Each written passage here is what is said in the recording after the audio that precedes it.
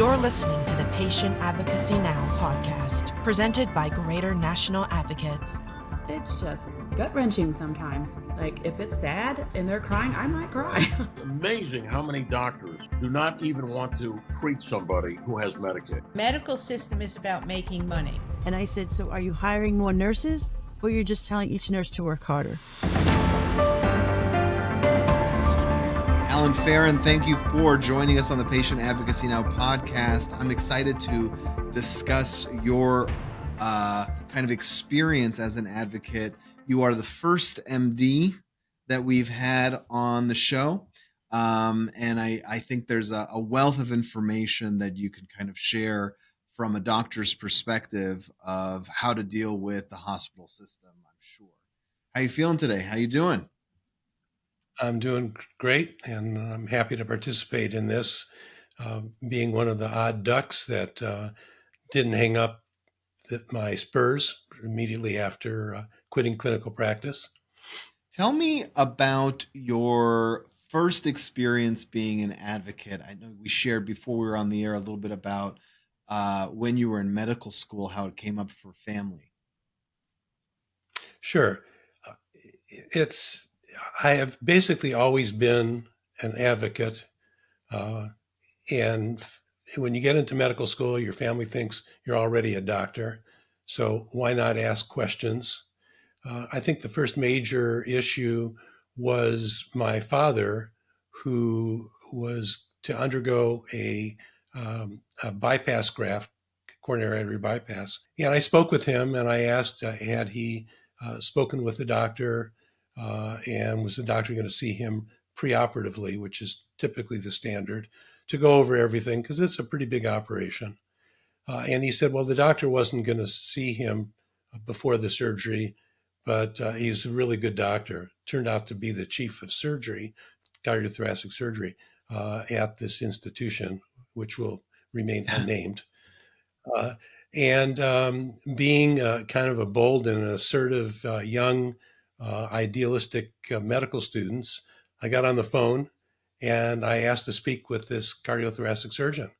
And I asked him why he was, that I understood that he was not going to see my dad preoperatively, and thought that that was really not a great idea. I said, you're responsible for his life. This is kind of a life saving type of surgery that has a lot of possible complications, including death and stroke, etc. I was pretty forceful. There really wasn't much I could do because I was about 2,000 miles away. But he ended up seeing my dad, and I realized, how important it was for patients to interface with their physicians and understand the goals and risks and alternatives from the person who was going to be responsible for their life. And I've carried that really through my years as a resident. When I was a chief resident, I had my chief who did not want to talk with patients. I was assigned to do those conversations. And because I did a lot of head and neck cancer, these were pretty serious procedures with significant implications. And I ended up learning to be able to speak with these patients' families. They, of course, wanted to know, well, what about Dr. So-and-so who did the surgery? And I would say that I was there assisting him. But in most cases, by the time I was a chief, I was the one doing the procedures. But it was important for me to be able to learn to speak with them in a way that they could understand it. So I had to kind of abandon the typical doctor speak and break things down into ways that they could understand, and be as optimistic as I could, but also open and honest about what was done and prognosis. So why do some doctors and surgeons have this aversion with talking and interfacing with patients, do you think? I can't speak for others, John. I think it's a valid and important question.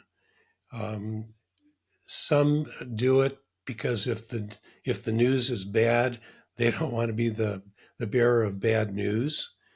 Some feel that others can do it. It's not important. They've done the seminal work. They've done the patchwork, the surgery, or whatever to make someone better. But you'd have to ask the individuals that really don't want to or are not doing it as to their rationale. So it sounds like there's, an emotional response of some sort there, that where there might be some kind of block, who knows.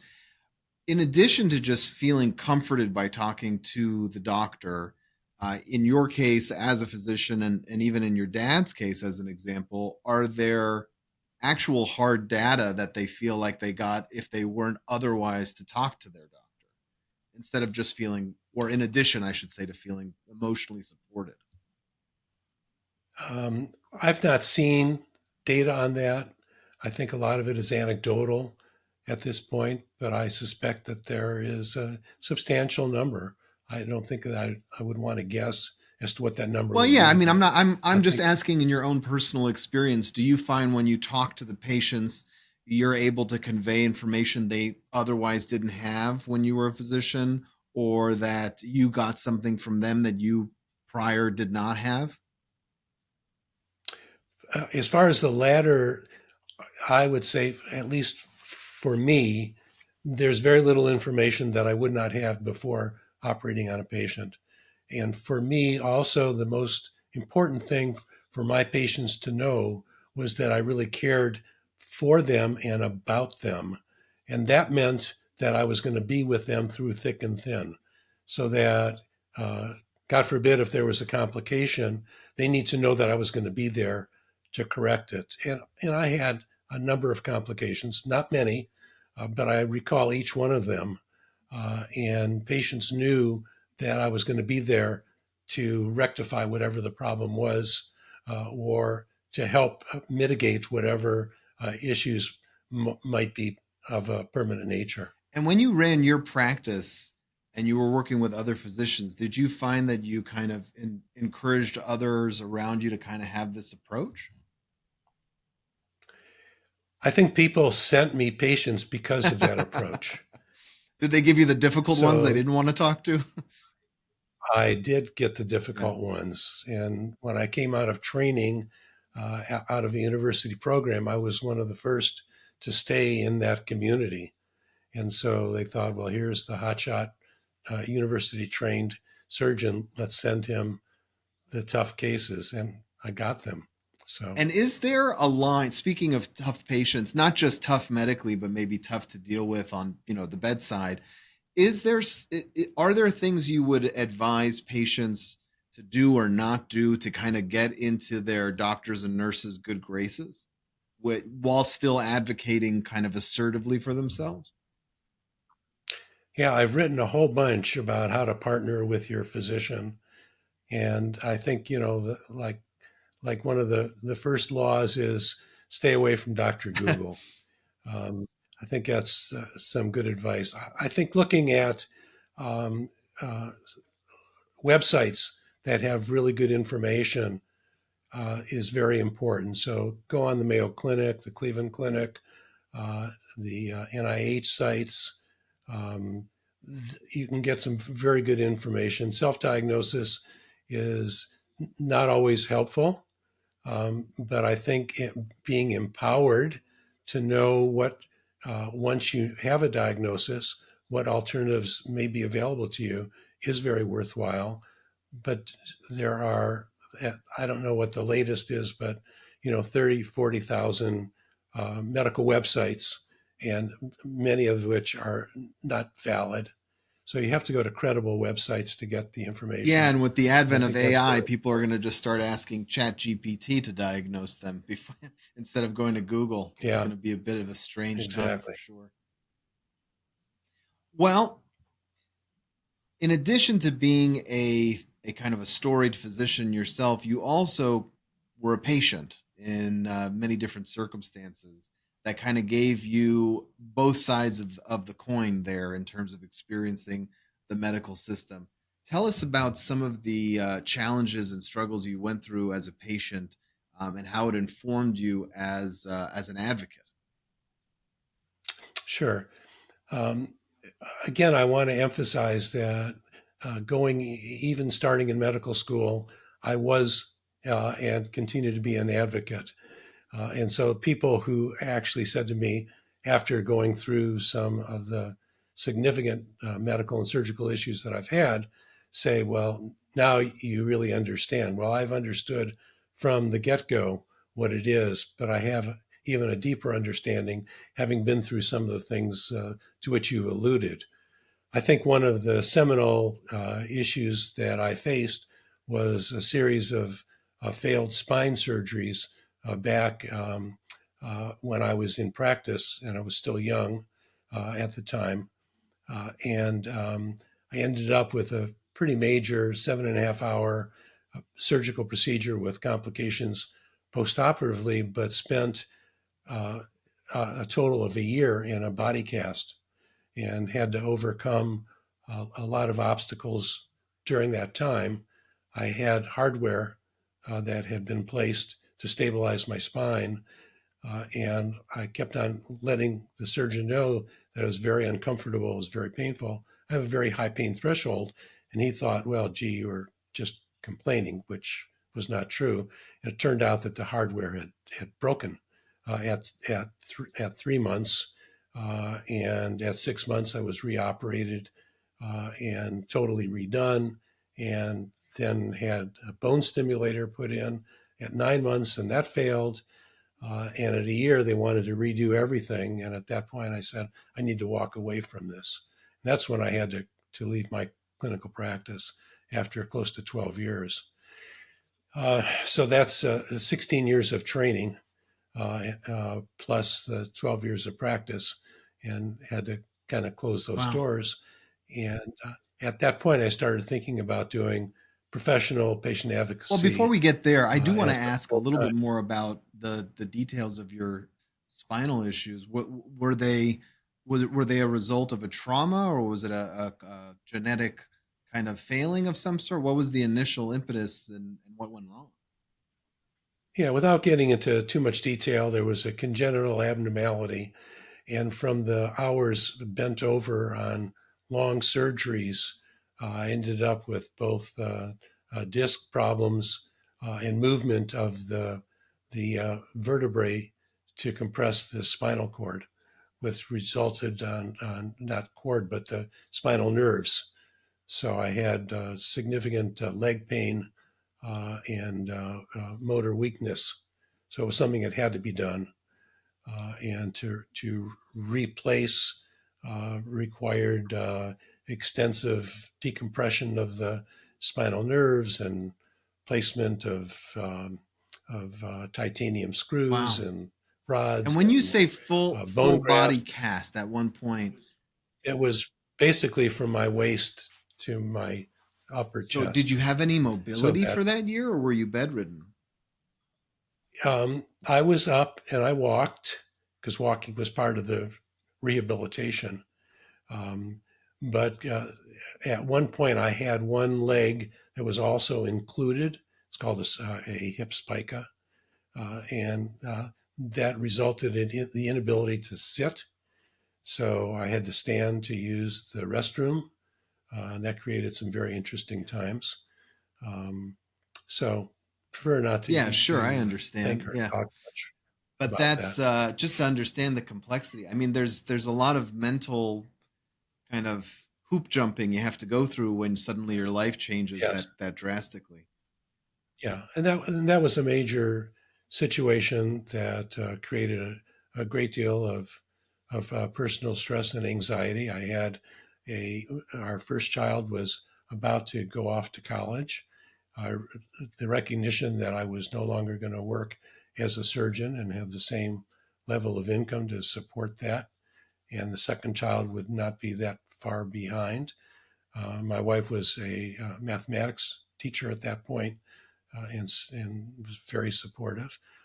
Very strong marriage to begin with, and right now we're 57 years and still going strong. Congratulations! That's great to hear. it really strengthened the marriage. But we ended up having counseling, which was extremely helpful, and learned to take each day as it came. And it allowed us for future episodes that I've subsequently had to weather through those. So it was a blessing in some respects, because it allowed me to go on to many different careers that I've had since I left my surgical practice. So take us through the journey after your surgical practice and you had these medical setbacks, or maybe they weren't even necessarily setbacks, but changes in direction, and you're kind of alluding to different careers. Tell me what happened next. During my practice days, I had forged good relationships with particularly a cardiologist who was writing clinical guidelines for an actuarial firm and also for a consulting firm. And he would send his patients to me. I've had a lot of general surgery background as well, both in the before I had my 4 years of head and neck surgical training. I had general surgery training, and then was drafted into the Air Force. And I spent 2 years as a partially trained surgeon, and that was an additional time learning general surgery, because the surgeons that were there were setting up their practice and weren't interested in doing all the cases. So I got to do a lot of the cases that they didn't want to do. So it advanced my knowledge base of general surgery, medical, and surgical problems. And I was asked to write surgical guidelines for this actuarial firm, and subsequently moved on to doing other guidelines for this major actuarial company. This was in the heyday of managed care, and we were looking at what are the most efficient ways to deliver surgical care, and how many days do people need to stay in the hospital, what needs to be done day by day. And so I knew that from doing general surgery, and I knew that because I had rotated through most of the subspecialties as well, orthopedics, neurosurgery, etc. So that was one of the careers. That career was interrupted by emergency coronary bypass surgery when I was 49. And I recognized that career, which was one that involved a great deal of travel. I was gone 3 to 5 days a week, all over the country, working with hospitals and medical groups. And I was recruited to what I call the dark side, which was a large California HMO here in Northern California, and I became the medical director for all of Northern California. And that was when I got involved with appeals and also helping medical groups learn efficient care. And so I saw that side, the dark side. Why do you call it the dark side for people who? Well, the dark side people have some very strong feelings about HMOs. Because it used to be the dial 1-800 Mother May I. That was the which is still true today, where you've got to get prior authorization. Your requests for MRIs and CTs are overturned. Can't get it. Can't get this medicine until you try that medicine. So that's really that was really the upshot of managed care. And so those principles still are adhered to today as cost saving things that are done. So people that have some resentful feelings about that type of medicine, because it's, who are you making decisions about my care? You're not my doctor. What do you know? So I call it the dark Did side. you But did you there, enjoy working in that capacity, being kind of looking under the hood and pulling the strings and kind of understanding that world? I didn't look at it as whether I liked it or didn't like it. It was a job, and I tried to do it the best I could, as well as advocating for a patient. One of the stories that I like to tell, which was like the first week that I was there, there was a patient with ALS, the Lou Gehrig's disease, amyotrophic lateral sclerosis. And there was an item that was not approved by the medical policy. It was a type of device for cleaning your bottom, the perineum, after using the bathroom, because this person had weakness of the extremities and was not able to use it very effectively. But to take care of himself without that device, had water, like Yeah. a bidet type of thing. And it was a $250 piece of equipment. And medical policy did not approve it. I got a call from the broker, insurance broker, saying, gee, Dr. Feren, I have this patient and this piece of equipment has been denied. He really can't afford it. Is there something you can do?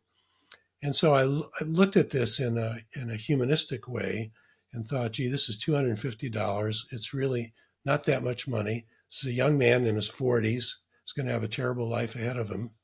If he doesn't have it, he's going to have skin breakdown, end up going to the hospital. He may need surgery to debride the ulcer that ultimately is going to result from that. Hospital stay would be at least $1,000 a day, plus whatever the cost of the surgeon, anesthesia, being in the hospital, maybe coming down with a hospital-acquired infection. For $250, you can avoid all of that. And so I overturned medical policy, and the chief medical officer stormed down to my office and just kind of read me the riot act and said, you can't do this. And I said, I can. And these are the reasons why. I mean, even from a dollars and cents perspective, it was, penny wise, pound foolish, and you were able to point it it's out. more than, oh, absolutely. So when you can have a win like that, you feel good about the decision. I did not have a good relationship with the chief medical officer for the 5 years that I was there, but I know in my heart I made the right decision for myself and most importantly for that patient and his family. Good for you. Yeah, and so after that, I decided that I was through with medical management. And went out on my own as an independent consultant, and then hooked up with a hospital system that had a lifestyle component to it, having gone through personally heart surgery and knowing the importance of lifestyle. And I became the chief medical officer that combined both an insurance product and lifestyle management, and taught coaches who were allied healthcare professionals, like a diabetic educator, an RN, a kinesiologist, and a physical therapist, to work with people to set achievable goals. They would take a health risk assessment, and we would identify what were the areas that someone could improve. Could be diet, could be nutrition, could be exercise. And we could show how mitigating those risks reduce medical costs. So I did that for a number of years, and then was recruited to work with a series of medical software companies that focused on patient engagement and patient empowerment. And because I've had more surgeries and medical issues than I care to talk about, I know what the patient experience is. And I created clinical content in a literacy level that's appropriate for most patients, which actually is in the 5th and 6th grade level, but in understandable terms so that they could know when things were going off the rails, where their recovery was not following an optimal path. And so these are two companies. I worked 4 years at each of them. And at that point, I decided that I was no longer going to, work with them. They were both bought, sold, and I decided not to work with a large company. These were startups, so it was fun, fast moving. We did a lot of work around COVID, and that was fun and interesting for me. That sounds like that's what led you to My Personal Advocate, which is your current consultancy kind of practice you have today, correct? Correct. So tell me about what makes this practice so different and so interesting. So as in the title, when we say it's My Personal Advocate, it is very personal. Obviously, advocacy is of a personal nature, but I feel that I can now go full circle. I talk about having experience on both sides of the stethoscope, so it's a dual perspective, and not only from a very strong medical background, but a very full patient experience that I really understand that patient experience, the anxiety, what it means. I can bring the tools that I used as a physician in terms of talking with patients in a way that they can understand. I have the medical knowledge in many areas, not all, because I do say to people that there are some areas that I really will not venture into.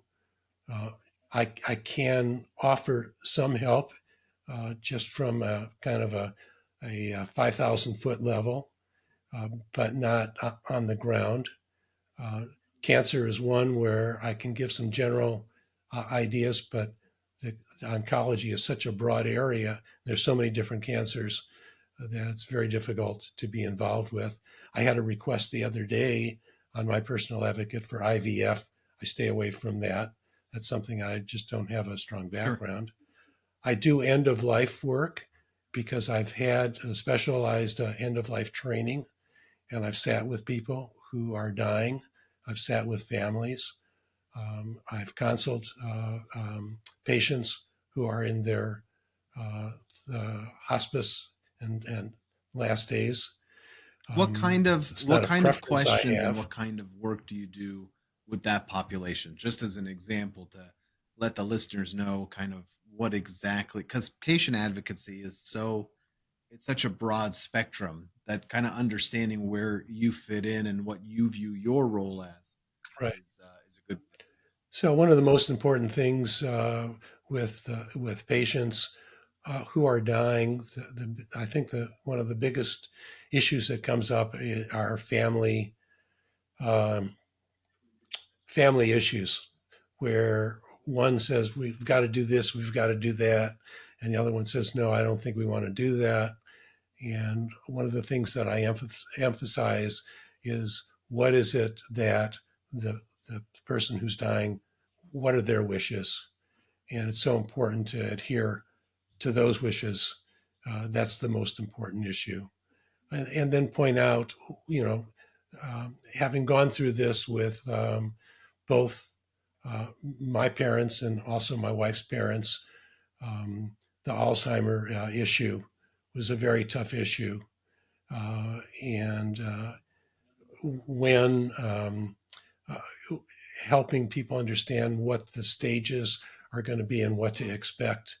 And there's a lot of, anger. There's the stages of grief that are well regarded in terms of anger and denial before you get way, way down to acceptance. So helping people understand what someone is going through, and also identifying what are the resources that are available to help them through, and point out where additional resources may be brought in for comfort purposes. So those are things. It's just so individual. It's hard to characterize and classify all the various combinations and permutations. Absolutely. I do know of a story involving you, though, where as opposed to end of life, you were saving a life, even just on the phone. You want to tell us about this story of this young husband who called in a panic, and first of all, how he found you and how you helped him? Sure. Well, I have a nice relationship with Greater National Advocates, and Brad has been a very strong supporter. I was driving somewhere, I don't recall where, with my wife, and Brad called me and said, I have a young man who I think needs your help, and would you be willing to help him? I said, absolutely.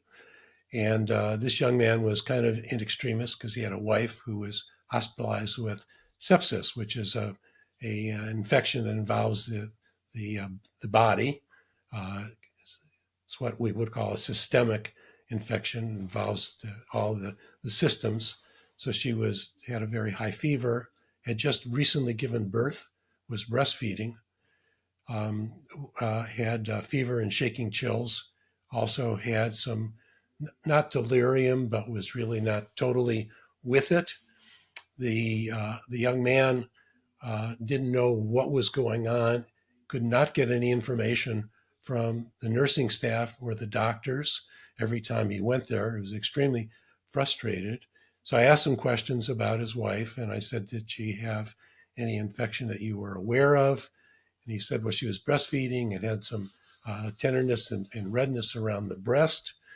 And I suspected that this was probably what's called mastitis, which is an inflammation of the breast. I know about this not because I've ever breastfed, but because my wife had this. And so I've been through this with her. Unfortunately, she was not hospitalized for this, but I knew what the treatment was, and both as an inpatient, having seen it on the medical side, but also on the home front, and knew what to anticipate and what to tell him for post-hospital care. And I said, have you spoken with your mother's OBGYN, who was the person that delivered the baby? He said, no. I said, well, that would be the first person that you might call to get the best information. And if that person hasn't seen your mother, your wife, then it would be best to make sure that he or she has, and you'll get the best information. And in the meantime, see if you can get any further information from the nursing staff. Also, ask the following: what is the blood count? Have they done blood cultures? Have they done a urine culture? Have they looked at other possible areas of infection? So he went armed with that information. Fortunately, was able to get a hold of the OBGYN doctor, who then confirmed the diagnosis of mastitis. She was on intravenous antibiotics because of the systemic nature of the infection. And I advised him that when she got home to apply heat to the affected breast. The baby still could breastfeed. That's okay. I asked him to ask about the antibiotic and if the antibiotic transferred in the mother's milk to the baby, because you're going to want to know that information. And later that day, I got a phone call from him saying that he was very grateful that he'd gotten the information, and it was very helpful. Not to my knowledge, initially he had called Brad to thank him for the referral, and Brad nicely sent me an email letting me know that this young man was very grateful for the services. It's amazing. So that's really kind of a typical way that I would work with patients. I like to have a phone call initially to know 15 minutes or so about whether or not I can help a person. I think one of the most important things about being a patient advocate and as a physician is to know what you know and know what you don't know. And I will be the first person to say something that I may not be able to help you with, or here's something that you may want to consider, or here is a resource that you might consider because I don't think that I am the right person to do this with you. If I see that I can help them right away, we convert that to a 45-minute to an hour Zoom discussion. And I usually follow that up with an email going over what we discussed and kind of what my recommendations are. It's no different than when I was in practice, because after my intake with someone, I would have a little piece of paper, had a diagram of usually the head and neck and other areas that I may have discussed. And I would write down the diagnosis, and I would write down, these are my recommendations, and this is my follow-up for you. And I'll see you in 3 weeks, 5 weeks. Call me if there's a particular problem. So people walked away with something in their hand. Today, you get that with your after visit summary with electronic Sure. medical records. So it's the same kind of concept. Well, that kind of brings that I me to an follow. interesting question, which is, because of the advent of telehealth and Zoom, do you have geographic limitations, or do you find yourself working with people all over the country? I have no geographic limitations. I do find that the majority come to me from California. Okay. And that's fine. And I think that, you're helping people one at a time, so that it's really doesn't matter. But I'll tell you that medicine is universal. Medicine is maybe practiced a little differently in different parts of the country, but an infection is an infection, and an antibiotic is an antibiotic. And the type of resources that typically would be used are pretty standard. And are there Availability obviously may differ. as an MD, it's interesting because, again, being the first one on the show, where's the clinical line? Where it seems like you have more kind of, it's a bit more of a minefield for you to kind of walk around in as an advocate than it might be for someone who just does insurance, or who's just a survivor support type of advocate who's just there because they've been through it themselves. Yeah, the line is really, it's a tightrope, and it's a thin line, but it's I really cannot practice medicine, and my malpractice insurance prevents me from practicing medicine. And so the way I kind of move around this somewhat conundrum is, I don't say this is what you should have. I say you may want to ask your doctor about, or you might want to consider. So some of the typical things that I would do are give patients questions to ask their doctor. And those questions will drive what it is that I am asking the doctor to do for them. I do not speak with their doctor. I do not negotiate insurance rates or coverage rates, but I will tell someone, for example, if they are having to pay out of pocket for, let's say, a diagnostic imaging study, classically in magnetic resonance imaging, MRI, or a CT, computerized tomography, I'd say, well, there's two different rates. There's the rate that they want you to pay out of pocket, and there's a negotiated rate that they have with insurance companies. You should not pay more than that rate. And so you can go in and tell them you want to pay the negotiated insurance rate. And that's a savings of hundreds of dollars for them. Yeah, great advice. And I like the consultative approach and knowing kind of your lane. I think that's important in any field. Um, what do you feel about the whole industry and of advocacy as it's emerging?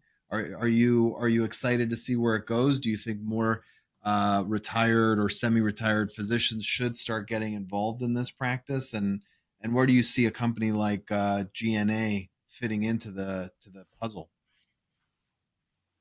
I am excited about the prospects of patient advocacy. It's very needed because number one, uh, medicine has become more of a volume type industry, production uh, with 10 minutes for follow-up appointments, 15 minutes, 20 minutes for initial appointments. Physicians are really just don't have the time to spend, and that's why we're seeing the growth of concierge medicine. And doctors really want to do a good job, but you can't in 10 or 15 minutes. And as people get older, they have 4, 5, 6 comorbid conditions. And even though they're coming with a problem that does not necessarily involve the other 3, 4, or 5, but let's take, for example, a diabetic. But you're coming in with high blood pressure, and that's very common, particularly as you get older in people. And so you get your blood pressure taken and you have a discussion about that. But maybe this person hasn't had their diabetic eye exam in over a year, or maybe they haven't had their feet checked for diabetic ulcers, or maybe their blood sugar is not under control and they haven't had their diabetic A1C done. And so you have a doctor who wants to do a good job, is controlling and making sure the blood pressure is under control. But what about the rest of the person? So it's not a good holistic way with patient advocacy. You are empowering patients so that in that 10 or 15-minute visit, that patient will come in and say, okay, doctor, you got my blood pressure now under control, but what about my diabetes? So you're empowering people for self-care, which I think is really very important. And that goes back to all my years around lifestyle management. The bottom line for me always is, this is your body. It's the only one you get this time around. And you really need to know what it is. And I think it's important when you are in a situation where you feel you're being gaslit by your doctor, who's kind of ignoring your signs or symptoms or minimizing them, saying, I am the expert of my body. Something is wrong, and help me figure out what's going on so we can do something about it. So these are important things, and I think that patient care advocates are able to really be there for patients, help them become empowered, get them engaged in their care, and fill in that gap from the physician when they leave the office, when they leave the hospital or the ambulatory surgery center, so that they know how to take care of themselves in the best way that they can. It's a very valuable service, and I think GNA, I hope, becomes even more well known because it's a place where you can find advocates that have expertise and areas that they specialize in. I am more of a generalist, but with a deeper knowledge and insight than most because of my experiences. I didn't go into patient advocacy because I had a brother or a sister or a wife who had a problem, and I realized that there's a need for it. I've done it all my life from as a professional, starting from my years in medical school all the way through years of training, practice, and other experiences, particularly those related to being a patient. Thank you so much for all of these amazing insights and going over your history. If someone wants to work with you directly, what is the website where they can go and find My Personal Advocate? Yeah, just plug in mypersonaladvocate.net. And there's a little box there to click, and I'll be very happy to help you in any way that I can. Alan Feren, thank you so much for being on the show. John, thank you for inviting me. I appreciate the opportunity, and we hope that GNA just continues to grow and flourish.